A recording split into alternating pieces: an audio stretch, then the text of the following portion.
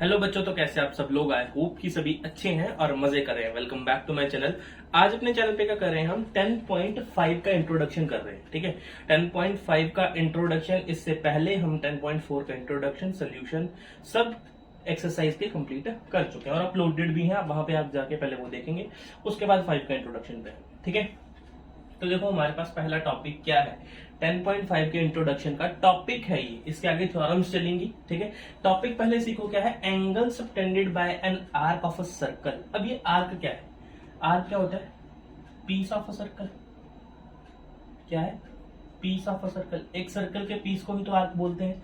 जिसने 10.1 का इंट्रोडक्शन देखा है उसके लिए इजी बात है ये पहचानना। ठीक है, अब देखो आर्क, ये सर्कल मान लो। ठीक है, ये मेरे पास सर्कल है। अब सर्कल पे मैंने एक आर्क ले ली, मान लो ये ए बी। अब मेरी बात सुनो, अभी आर्क आप पहचानोगे कैसे कौन सी आर्क है? ठीक है, अब आप ए बी आर्क बोलना चाहते हो तो ठीक है, इसके बीच में एक पॉइंट लगाओ, कोई ना कोई सी। नहीं तो ए बी आर्क आपकी माइनर नहीं मेजर आर्क भी ए बी हो सकती है। ठीक है, तो अब आपका आर्क क्या हो गया? यहाँ पे आर्क क्या है? A C B. आर्क क्या है? ए सी बी है। और आप यहां से पहचान सकते हो कि किसकी बात कर रहा हूं, इस छोटे आर्क की बात कर रहा हूं। ठीक है, अब मेरी बात सुनो। Angle subtended by an arc of a circle. अब एक आर्क कहां कहां एंगल बना सकती है? देखो, एक तो हमारी आर्क यहां सेंटर में एंगल बना सकती है। ठीक है, कहां एंगल बना सकती है? सेंटर में एंगल बना सकती है। तो ये थीटा मान लो, थीटा एंगल नहीं, कुछ भी एंगल मान लो। यहाँ पे पॉइंट दे देते हैं ओ सेंटर। ठीक है, तो ये क्या है? ये इसको मैं क्या बोल सकता हूं? Angle, angle subtended, angle subtended by an arc. Arc क्या है? ए सी बी लिख सकते हो। Arc A C B on in the centre of circle, in the centre of circle. अब आप बात समझे कि आर्क ने सेंटर पे एंगल बनाया, तो उसको मैं टॉपिक का नाम क्या दे रहा हूं? Angle subtended by an arc in the centre of circle. अच्छा, यही आर्क, सेम आर्क, अगर आपका पॉइंट किसी सर्कल के पॉइंट पे, यहां पे मान लो कोई पी पॉइंट है, यहां पे एंगल बनाए, यहां पे एंगल बनाए, दूसरा पॉइंट ये हो सकता है, या तो एक सेंटर पे बना सकता है, या तो सर्कल पे किसी भी पॉइंट पे एंगल आर्क बना सकती है। तो अब इसको, इस पॉइंट को मैं क्या बोल सकता हूं? यहां पे भी कोई ना कोई एंगल बनेगा, तो इसको मैं क्या बोलूंगा? Angle subtended. किसने किया angle subtend? By an arc, by an arc on the circle, on the circle. Circle के ऊपर एंगल बनाया उसने।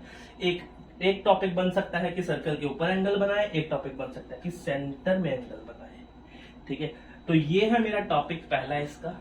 ठीक है, इसके बाद इसके ऊपर बेस्ड थ्योरम आएंगी, वो आपको इजीली समझ में आना स्टार्ट हो जाएगी। ठीक है, तो उससे पहले नोट कर लो इसको। देन नेक्स्ट बढ़ते हैं अगले टॉपिक की तरफ। थ्योरम नहीं, अभी टॉपिक ये देखो। टॉपिक देखो क्या है। If two chords of a circle are equal then their corresponding arcs are congruent. अब बोलो, सबसे पहले ये बात बताओ कि कॉन्ग्रुएंट आर्क्स क्या होती है? ये तो पढ़ा ही नहीं कभी, है ना। कॉन्ग्रुएंट आर्क्स क्या होती है? अब आर्क क्या होती है, सबसे पहले दोबारा से बात कर लेते हैं। पीस ऑफ अ सर्कल, है ना, किसी सर्कल का पीस। तो ये लो एक सर्कल का पीस, मान लो ये ए बी, और मैंने क्या बोलता बीच में लगाना है कि ये आर्क हमारी माइनर आर्क है, मेजर आर्क नहीं। ठीक है, एक आर्क ये ले लो और एक आर्क ले लो ये वाली, यहां पे दे देते हैं डी ई और बीच में एफ दे देते हैं। ठीक है, एक आर्क है हमारे पास ए सी बी, दूसरी आर्क है मेरे पास डी एफ ई। अब ये कॉन्ग्रुएंट कब होंगी? कॉन्ग्रुएंट ये तब होंगी जब सेंटर से इनका रेडियस, सेंटर से इनका रेडियस इक्वल होगा। ठीक है, अब देखो सबसे पहले एक तो इनका रेडियस क्या होना चाहिए? आपस में इक्वल होना चाहिए। और इन आर्क की लेंथ, लेंथ ऑफ आर्क ये भी इक्वल होनी चाहिए। कहने का मतलब आर और एल, इसका भी ये आर और एल इक्वल होंगे। ठीक है, देन आपके arc A C B congruent होगी आर्क DFE के। इतना टॉपिक समझ में आया तो ये वाली हम स्टेटमेंट आपको आगे बता पाऊंगा, ठीक है। तभी मैं आपको स्टेटमेंट बता पाऊंगा जब आपको कॉन्ग्रेंट आर्क्स का पता लगे। कॉन्ग्रेंट आर्क कौन सी है? जिनका सेंटर से रेडियस इक्वल है और उन आर्क की लेंथ आपस में दोनों की इक्वल है, तो उन दोनों आर्क्स को मैं क्या बोल सकता हूं? ये कॉन्ग्रेंट आर्क्स है, ठीक है।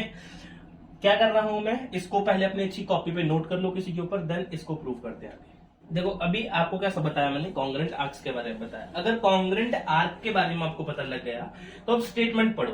If two chords of a circle, दो कॉर्ड्स एक सर्कल की इक्वल हैं, ठीक है। मान लो एक ये कॉर्ड, एक ये कॉर्ड, ठीक है। ए बी कॉर्ड है, ये कॉर्ड, ठीक है, और ये सी डी। दो कॉर्ड्स अगर इक्वल हैं then their corresponding arcs are congruent. तो ये वाली आर्क कौन सी? ये वाली आर्क आपस में कॉन्ग्रेंट होंगी, ठीक है। अब इसको नाम क्या दूं? नाम तो मैं कुछ दे ही नहीं पाऊंगा, तो इसमें क्या लिख रहा हूं? व्हेन, या इफ लिखते हैं ना, इफ लिखते हैं हम। If AB is equals to CD, और ये है क्या? कॉर्ड्स। क्या बोल रहा हूं? कॉर्ड्स हैं दोनों, ठीक है। If AB is equals to CD then यहां पे अब इसको नाम देना चाहते हो तो नाम दे दो, ठीक है। नहीं तो यहां पे लिख दो arcs, corresponding arcs are congruent. क्या लिख दो? Corresponding arcs are congruent. क्या कब कॉन्ग्रेंट होंगी? जब आपकी एक सर्कल में दो कॉर्ड्स इक्वल होंगी। अब मेरी बात सुनो, इन्होंने बोला आर्क्स कॉन्ग्रेंट हैं, तो कहने का मतलब इनका क्या है? सेंटर से इनका रेडियस इक्वल है, इनका सेंटर से रेडियस इक्वल है और ये सेम लेंथ की आर्क्स है, सेम लेंथ की आर्क्स। क्या बोला यहां पे? क्या बताया मैंने? यहां पे मैंने क्या बोला? अगर आर्क्स आपकी कॉन्ग्रेंट हैं, मतलब ये वाली आर्क और ये वाली अगर आपकी आर्क कॉन्ग्रेंट है, तो इनका कहने का मतलब क्या है? हम क्या समझ पा रहे हैं इससे? हम समझ पा रहे हैं कि इसका सेंटर से रेडियस इसका इक्वल है। यहां भी आर है, यहां भी आर है, ये इक्वल है और ये इक्वल लेंथ की आर्क्स है, इसलिए कॉन्ग्रेंट आर्क, ठीक है। अभी देखो यहां तक तो बात हमने टिक कर दी। एंड कन्वर्सली, उल्टा, if two arcs are congruent, अब उल्टा है यहां पे, ठीक। उल्टा क्या है? दो आर्क्स अगर कॉन्ग्रेंट है, मान लो ये ए और ये बी। अब ए बी कैसे है? ऐसे या फिर ऐसे? सब छोटी आर्क लेनी, तो यहां पे सी पॉइंट लगा दो ताकि आर्क आपकी मेंशन हो जाए। अगर ये वाली आर्क डी यहां पे, आप बोलोगे सामने सामने ले ली, नहीं तो यहां पे आ जाओ, डी ई और ये। अगर ये दो आर्क्स कॉन्ग्रेंट हैं, ठीक है, आर्क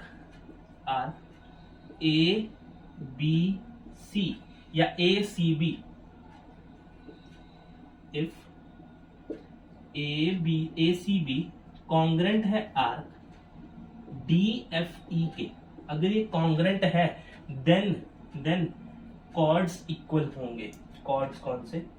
ये ए बी और ये डी ई। तो अगर दो हमारे पास आर्क्स अगर कॉन्ग्रेंट हैं तो उस पे बनने वाले कॉर्ड्स भी आपस में इक्वल होंगे। तो कहने का मतलब है अगर आर्क ए सी बी और डी एफ ई कॉन्ग्रेंट हैं तो देन मैं ये बात बोल सकता हूं क्या, कि ए बी और डीई जो कॉर्ड है वो आपस में इक्वल है। ये कन्वर्सली भी प्रूफ होगा, ठीक है। कन्वर्सली स्टेटमेंट भी ट्रू है। ये देखो यहां पे क्या था?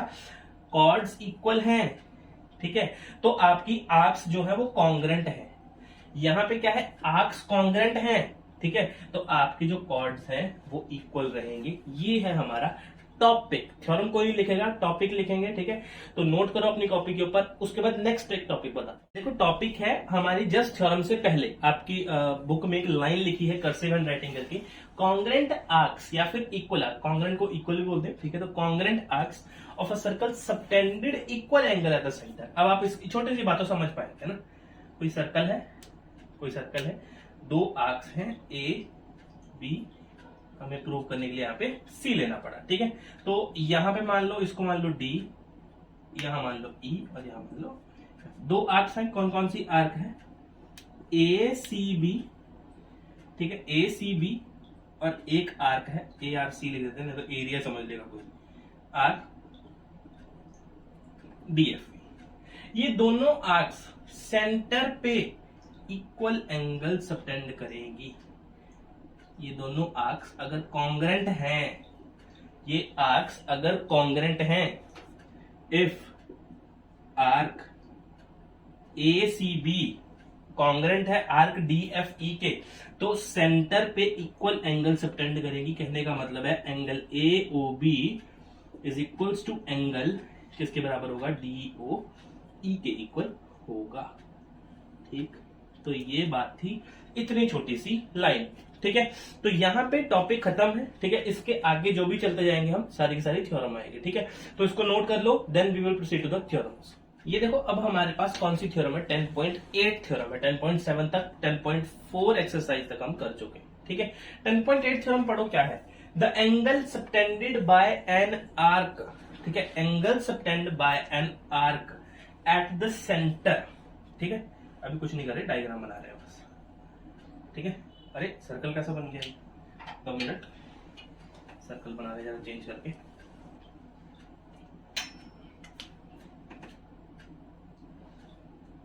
ये यहां पे आर्क लेते हैं ए बी, अरे पार्ट लेते हैं सी, नहीं तो ए बी कोई मेजर आर्क ना समझ ले।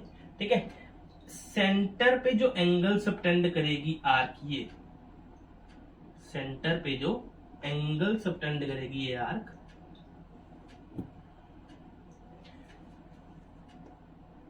ओ पॉइंट पे angle A O B is equals to the angle subtended by an arc at the center is double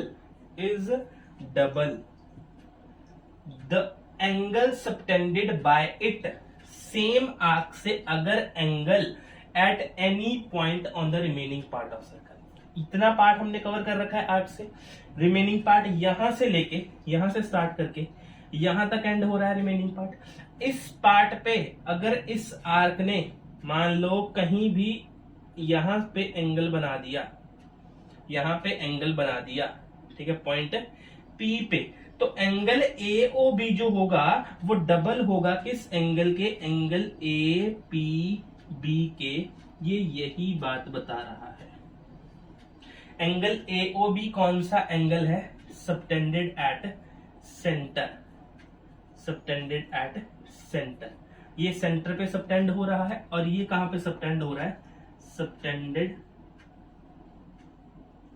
on the circle, circle के ऊपर सबटेंड हो रहा है।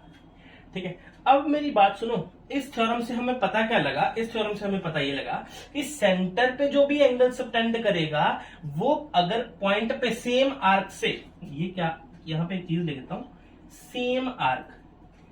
ठीक है, इसमें सेम आर्क आपका एंगल अगर remaining part of the circle पे बनाएगी तो आपका डबल होगा किसके? सेंटर के एंगल से। नहीं बात समझ में आई कि एग्जांपल सुन लो, एग्जांपल साथ के साथ, थ्योरम के साथ एग्जांपल। कोई सर्कल है, ठीक है, मान लो इसने, ये है ए, ये बी, और ये सेंटर में सी। ठीक है, ये एंगल बोला फाइंड करने को, एंगल ए ओ बी बोला फाइंड करके दिखाओ, और दे क्या रखा है कि मान लो कि पॉइंट पी पे सेम आर्क से एंगल बन रहा है remaining part of the circle पे, और ये हमारा है 40 डिग्री का। कितने डिग्री का? 40 डिग्री का। तो अब आपने एक चीज पढ़ी है क्या? सेम आर्क से अगर रिमेनिंग पार्ट पे एंगल बन रहा है, ठीक है, रिमेनिंग पार्ट पे एंगल बन रहा है, तो सेंटर वाला एंगल दुगना होगा remaining part of the circle से। तो क्या बोल सकता हूं यहां पे? एंगल ए ओ बी कितना आएगा? Twice angle A P B. तो एंगल ए ओ बी कितना हो जाएगा आपका? 40 टू 80, मतलब सेंटर वाला एंगल डबल होगा 80 डिग्री। तो ये यही थ्योरम मैंने आपको यहीं पे प्रूव करके बताई, ठीक है। यही चीज मैंने यहाँ पे लिखी है। जो सेंटर पे एंगल होगा वो दुगना होगा किसके, अगर रिमेनिंग पार्ट पे कोई एंगल बन रहा है, ठीक है। अब आपको बात समझ में आई होगी, ठीक है। लो एक क्वेश्चन आप करना, सेंटर पे एंगल सबटेंड हो रहा है, सेंटर पे एंगल सबटेंड हो रहा है ए बी सी, ठीक है। सेंटर पे एंगल सबटेंड हो रहा है, मान लो आपका सेंटर पे एंगल सबटेंड करवाते हैं कोई 50 डिग्री का, ठीक है। तो मैं बोल रहा हूं कि मेरे को ये बताओ कि जो ऑन द सर्कल पे एंगल सबटेंड होगा वो कितने का होगा, ठीक है। कमेंट में आंसर करना, ठीक है। आपको कमेंट बताऊंगा सही है या गलत है, ठीक है। ये आपका होमवर्क, ठीक है। तो ये थी मेरी 10.8 थ्योरम, नोट करो अपनी कॉपी के ऊपर। Then we will proceed to the next theorem. Theorem थी कौन सी, मैंने इरेज कर दी, लेकिन आपको थ्योरम याद हो जानी चाहिए, ठीक है। कौन सी थी, 10.8 थ्योरम थी हमारे पास। क्या बोल रहा था वो, ये गोला बनाया था हमने, गोले में हमने आर्क ली थी यहां से लेके यहां तक। उस क्या बोल रहे थे, जो सेंटर पे एंगल सबटेंड होगा वो 2 गुना होगा angle A O B, double होगा जो सेम आर्क एंगल सबटेंड करेगी सर्कल के किसी भी पॉइंट के ऊपर। तो ये हम बात यहां पे कर चुके थे, ठीक। ये थी हमारी थ्योरम 10.8। अब आपको एक बात तो यहां पे पूछनी चाहिए थी, क्या, कि ये तो सिर्फ और सिर्फ केस 1 है, केस 1 है। कौन सी आर्क का है ये, माइनर आर्क का है, माइनर आर्क का है। हमने यहाँ पे सिर्फ और सिर्फ माइनर आर्क कंसीडर करके ये फॉर्मूला निकाल दिया, ठीक है। दूसरी बात करते हैं केस सेकंड की। केस सेकंड की बात करेंगे, इक्वल आर्क्स। कौन सी आर्क, इक्वल आर्क। अगर आर्क इक्वल हो तो, अब मेरी बात सुनो, 10.1 का इंट्रोडक्शन देख के आना, ठीक है, आपको बहुत हेल्प मिलेगी। अगर आर्क इक्वल है तो आपको पता होगा कि इक्वल आर्क हमेशा सेमी सर्कल फॉर्म करती है, इक्वल आर्क हमेशा सेमी सर्कल फॉर्म करती है। तो ए बी और सी, ठीक, यहां तक बात बनी। अब मेरी बात सुनो, ये इक्वल आर्क है, इक्वल आर्क है तो सेंटर पे कितना एंगल सबटेंड करेगी, 180 डिग्री का। डन है, सेंटर पे कितना एंगल सबटेंड करेगी, मतलब आर्क ए सी बी, यहाँ पे सी पॉइंट लिया था मैंने, ठीक है, यहाँ पे लगाता हूं छोटा सा। ए सी बी कितना एंगल सबटेंड करिए, 180 डिग्री का। अच्छा, अगर यहाँ 180 डिग्री है तो यहाँ पे कौन सा होगा, 180 डिग्री होगा सेम। इतनी बात समझ में आई, ठीक है। अब रिमेनिंग पार्ट पे, रिमेनिंग पार्ट कौन सा मान लेता हूं, मान लो ये रिमेनिंग पार्ट है मेरे पास, ऊपर वाला रिमेनिंग पार्ट है। तो ये आर्क अगर किसी भी पॉइंट पे एंगल डालूंगा मैं, ठीक है, तो कहने का क्या मतलब है कि एंगल इस सेंटर है ना, यहाँ पे सेंटर को ओ बोल दूं, इसको ए बी ही बोलता हूं, आर्क ए बी बोल देता हूं, arc A B is equal to 180 degree. Angle centre पे कितना होता है, ट्वाइस एंगल ए पी और B, A P B. Done है। तो यहां वाला एंगल कितना होगा, ये बात पूछना चाहते हैं ये, ए पी बी, यहां वाला एंगल कितना होगा। तो ए ओ बी कितना है, 180 डिग्री, 2 नीचे आ जाएगा, तो एंगल ए पी बी कितना होगा, 90 डिग्री, 90 डिग्री। आपको ये बात समझ में आया क्या, कि जब भी आपके आर्क्स इक्वल होंगे, जब भी आपके आर्क्स इक्वल होंगे, ठीक है, आर्क्स जब भी इक्वल होंगे तो एंड पॉइंट्स, डायमीटर के एंड पॉइंट्स से रिमेनिंग सर्कल पे, ठीक है, यहां पे हिंदी में लिख लो आप, है ना, हिंदी में लिख लो, हिंदी में ज्यादा अच्छी बात है। डायमीटर के एंड पॉइंट्स से रिमेनिंग सर्कल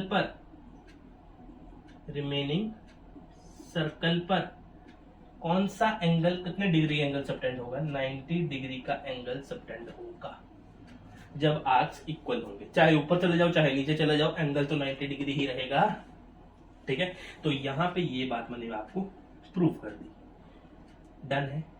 ठीक है, अच्छा उसके बाद तीसरा केस आता है मेरे पास, कौन सा तीसरा केस आता है, इसको इरेज कर लो जरा ना।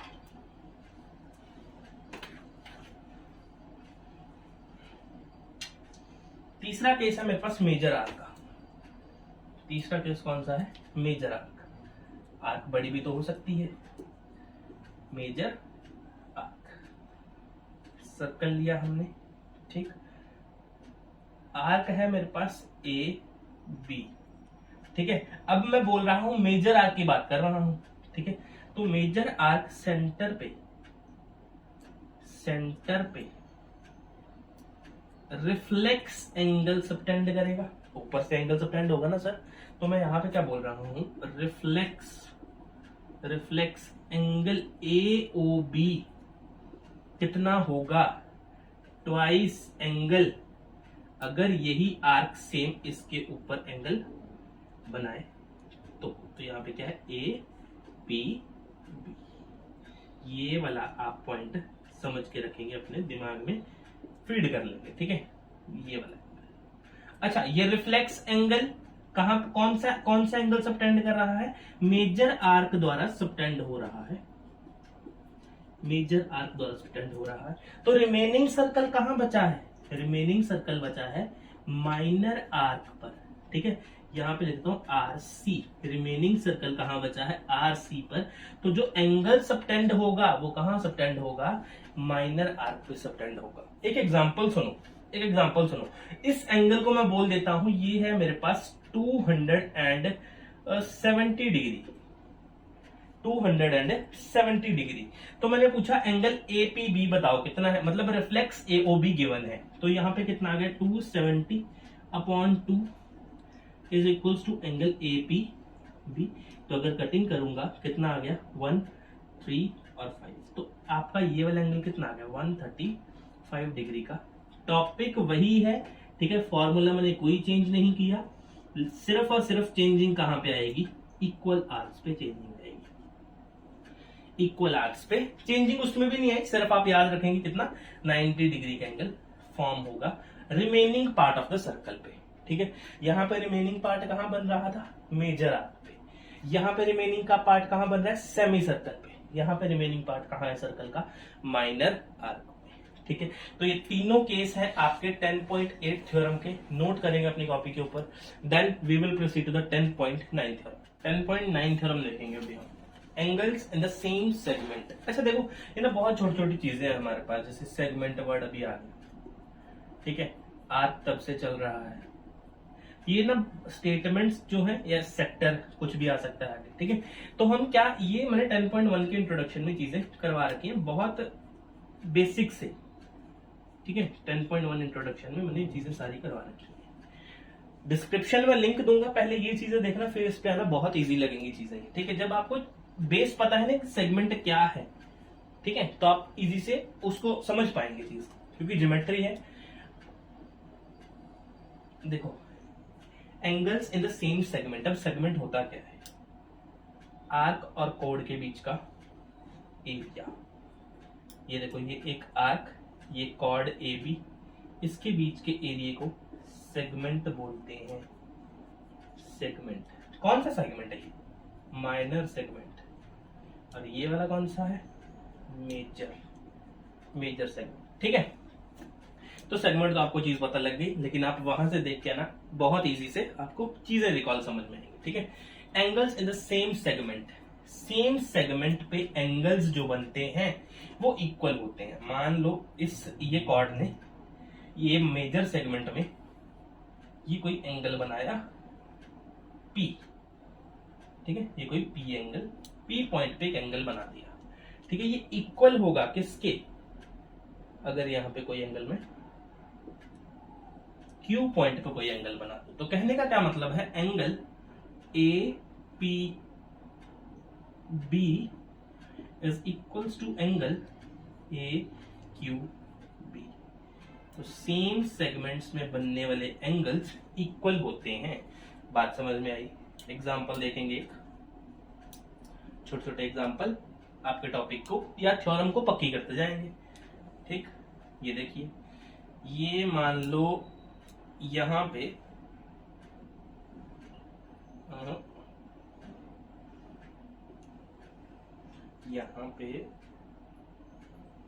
कुछ एंगल बना दिया इसने 70 डिग्री का, ठीक है।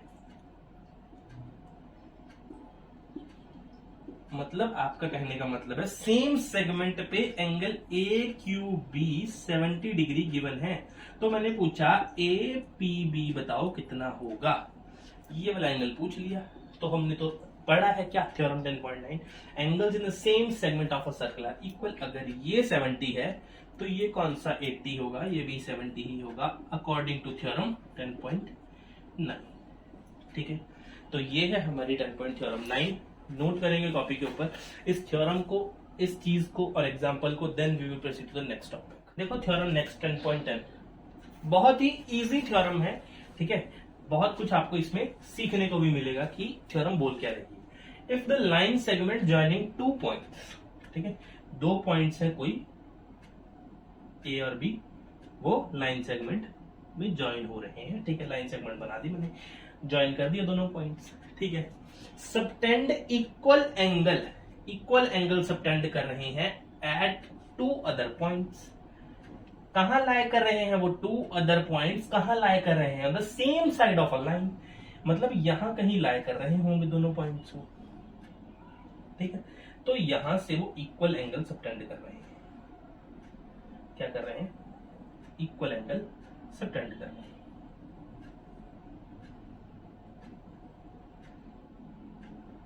इस पॉइंट को नाम तो सी और डी। इतनी बात तो आपको समझ में आई होगी, मैं ये मान के चल रहा हूं, ठीक है। Lying on the same side of a line containing the line segment, बात डन होगी यहां तक। The 4 points lie on the circle, ये चारों के चारों पॉइंट्स सर्कल के ऊपर लाई करेंगे। अब ये देखो क्या बोल रहा है, बात समझे। एक लाइन थी, ठीक है, एक लाइन सेगमेंट, ठीक है। अदर 2 पॉइंट्स जो सेम साइड पे हैं, इक्वल एंगल बना रहे हैं, ठीक है। तो वो जो चारों पॉइंट्स होंगे वो सर्कल के ऊपर लाई करेंगे। वो जो चारों पॉइंट्स हैं, अब सर्कल बना तो ठीक है, नहीं तो कंसिडर कर लेंगे कि ये सर्कल है, बना है। ये क्या बना, चलो मान के चलो कि ये सर्कल है, ठीक है। मान लो कि ये सर्कल है, मान लो कि ये सर्कल है मेरे पास, ठीक है। अब क्या बोला, ये चारों के चारों पॉइंट्स कहां लाए कर रहे हैं, सर्कल के ऊपर लाए कर रहे हैं। अगर चारों पॉइंट्स या फिर कितने भी पॉइंट्स एक सर्कल के ऊपर लाए करें तो उसका नाम होता है कंसाइक्लिक पॉइंट्स, ठीक है। सर्कल के ऊपर जो ऑन द सर्कल पॉइंट्स होते हैं, ऑन द सर्कल पॉइंट्स जो होते हैं उनको क्या मैं बोलता हूं, कंसाइक्लिक पॉइंट्स। क्या बोलता हूं, कंसाइक्लिक पॉइंट्स, कंसाइक्लिक पॉइंट्स। बात समझ में आया, दोबारा पढ़ेंगे एक बार। If a line segment joining 2 points, if a line segment joining 2 points, एक लाइन सेगमेंट 2 पॉइंट्स को जोड़ रही है, ठीक है। सबटेंड इक्वल एंगल सबटेंड कर रही है, किसके साथ, 2 अदर पॉइंट्स के साथ। वो दोनों पॉइंट हैं कहां, same side of the line, same side of a line. अच्छा, अब एंगल सबटेंड कर रही तो एंगल भी तो सबटेंड करवाओ। तो ये मैंने एंगल सबटेंड करवा दिया, वो भी इक्वल एंगल सबटेंड करवा दिया। लो जी, सी और डी इनको नाम दे दिया, ठीक है। उसके बाद क्या बोल रहा है, containing the line segment, the 4 points, जो चारों पॉइंट्स हैं, ये क्या बोल रहा है, सर्कल के ऊपर लाई करें, ठीक है। सिंपल सा यही बात बोल रहा था। और मैंने आपको एक चीज अच्छी बता दी, क्या, कि उन पॉइंट्स को क्या बोलते हैं, कंसाइक्लिक पॉइंट्स बोलते हैं। इस सर्कल के ऊपर चाहे हजारों पॉइंट लाए करें, वो 1000 के 1000 पॉइंट कंसाइक्लिक पॉइंट्स होंगे, ठीक है। बात समझ में आया। तो ये है हमारी 10.10 थ्योरम, नोट करेंगे कॉपी के ऊपर, then we will proceed to the next topic. देखो टॉपिक है साइक्लिक क्वाड्रिलेटरल, और ये इतना इंपॉर्टेंट टॉपिक है, आप मानना कि ये इसके क्वेश्चंस एनडीए मेंस में भी आते हैं, एनडीए या फिर जेडब्ल्यू मेंस में भी आते हैं, देखने को मिलते हैं। इतना इंपॉर्टेंट टॉपिक है, सिर्फ टॉपिक की बात कर रहा हूं अभी, ठीक है। इसके बाद थ्योरम आएगी, ठीक है। अभी टॉपिक सुनो, साइक्लिक क्वाड्रिलेटरल होता क्या है, ठीक है। साइक्लिक क्वाड्रिलेटरल होता क्या है, अब देखो सर्कल ले देते हैं, ठीक है। एक सर्कल ले लिया, अब एक सर्कल में क्वाड्रिलेटरल बनाओ, 4 पॉइंट चाहिए एक क्वाड्रिलेटरल बनाने के लिए, 3 और 4। तो एक क्वाड्रिलेटरल ड्रॉ करेंगे, यहां पे ले लो ये वाला पॉइंट, इसको उड़ा दो। हमारे पास मिटाने की शक्तियां हैं, आपके पास मिटाने की शक्तियां नहीं, आप कांटे मांटे मारोगे, ठीक है। ए बी सी जी। देखो अभी हमने क्या एक टॉपिक पढ़ा था पीछे, हमने एक टॉपिक पढ़ा अभी, साइक्लिक वर्ड पढ़ा था हमने ना, तो यहाँ पे साइक्लिक क्वाड्रिलेटरल आ गया। अब क्वाड्रिलेटरल में कितने पॉइंट्स होते हैं? 4 पॉइंट्स होते हैं। इन पॉइंट्स को वर्टिसेस भी बोल सकते हैं आप, ठीक है। किसी को प्रॉपर वर्ड चाहिए तो वो वर्टिसेस। अब इसको साइक्लिक क्वाड्रिलेटरल क्यों बोलते हैं? क्योंकि साइक्लिक क्वाड्रिलेटरल के हर पॉइंट, साइक्लिक क्वाड्रिलेटरल का हर पॉइंट सर्कल के ऊपर लाया करता है, ठीक है। जो भी पॉइंट सर्कल के ऊपर लाया कर रहे हैं उससे एक क्वाड्रिलेटरल फॉर्म हो गया, तो उस क्वाड्रिलेटरल को क्या बोल रहा हूं मैं? साइक्लिक क्वाड्रिलेटरल बोल रहा हूं, ठीक है। अब एक चीज होता है साइक्लिक क्वाड्रिलेटरल, साइक्लिक क्वाड्रिलेटरल, और एक होता है कनसाइक्लिक, कनसाइक्लिक पॉइंट्स। अब देखो साइक्लिक क्वाड्रिलेटरल में ओनली 4 पॉइंट्स आ सकते हैं, ठीक है, क्योंकि इसमें क्वाड्रिलेटरल वर्ड जुड़ा हुआ है, क्वाड्रिलेटरल वर्ड जुड़ा हुआ है। क्वाड्रिलेटरल के सिर्फ 4 ही वर्टिसेस होते हैं, इसलिए साइक्लिक क्वाड्रिलेटरल हमेशा 4 पॉइंट से मिलके ही बनेगा। तो इसमें कोसाइक्लिक पॉइंट्स में आप, कौन साइक्लिक पॉइंट्स में आपके पास इन्फिनिटी पॉइंट्स भी हो सकते हैं जो सर्कल के ऊपर लाए कर रहे हैं, ठीक है। या फिर काउंटिंग में भी हो सकते हैं, फिर इन्फिनिटी पॉइंट्स भी हो सकते हैं। तो उनको जो ज्यादा पॉइंट्स हो, 4 से ज्यादा पॉइंट्स हो, ठीक है, 3 हो, तो भी आप उसको कनसाइक्लिक पॉइंट्स बोल सकते हो। लेकिन अगर 4 पॉइंट्स और क्वाड्रिलेटरल फॉर्म हो रहा है तो आप उसको क्या बोलोगे? Cyclic quadrilateral. तो ये था टॉपिक, इसके ऊपर बेस्ड अभी थ्योरम करवाता हूं, तब तक इसको नोट कर लो अपनी कॉपी के ऊपर। साइक्लिक क्वाड्रिलेटरल के ऊपर बेस्ड हमारी एक थ्योरम। अब साइक्लिक क्वाड्रिलेटरल में एक क्या होती है? क्वालिटी होती है। कौन सी क्वालिटी होती है? देखो एक सर्कल ले लो, ठीक है, इसके बीच में क्वाड्रिलेटरल बना दो बढ़िया सा।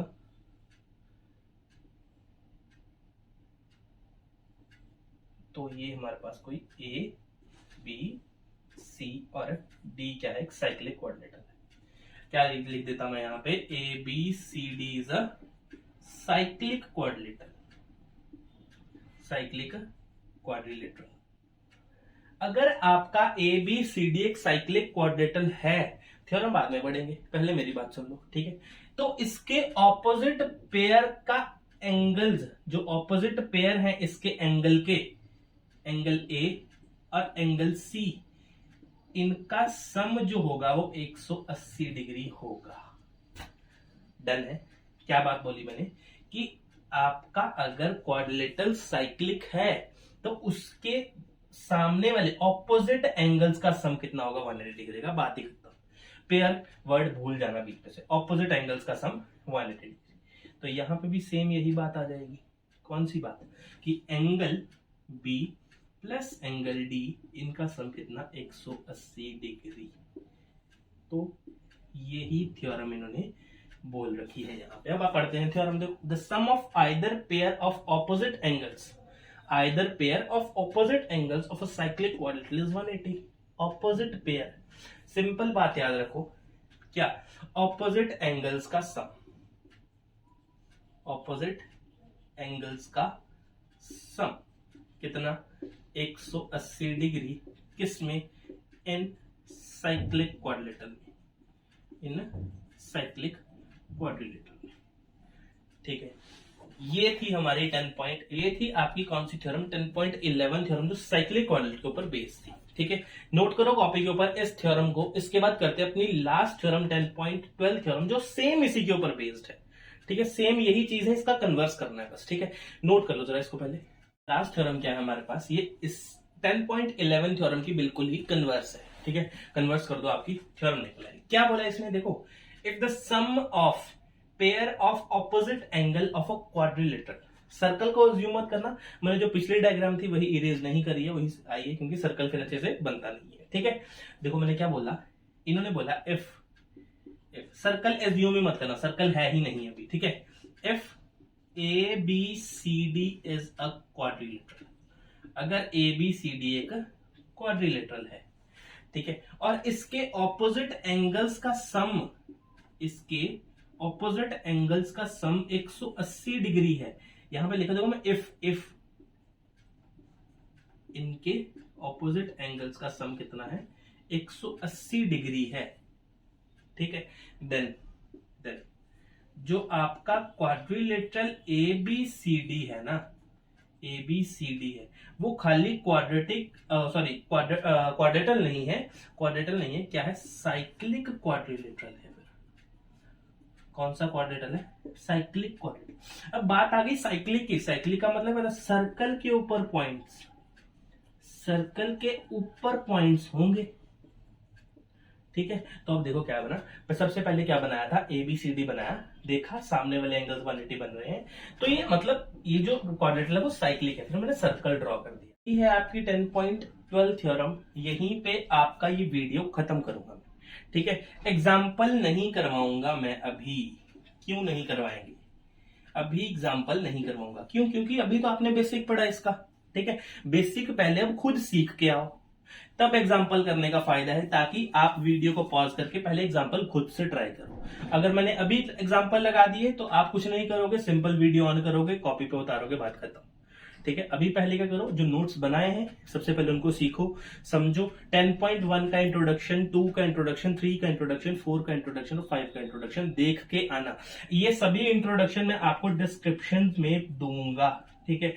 वहां पे आप जाके पक्का देखना, क्योंकि सभी में थ्योरम्स हैं, सभी का यूज होगा इसमें आके, ठीक है। तो आप सभी सीख के आएंगे तो आपके लिए अच्छा रहेगा। आज का यही था वीडियो, मिलते हैं अगली वीडियो में एग्जाम्पल्स के साथ, तब तक के लिए विदा, थैंक यू।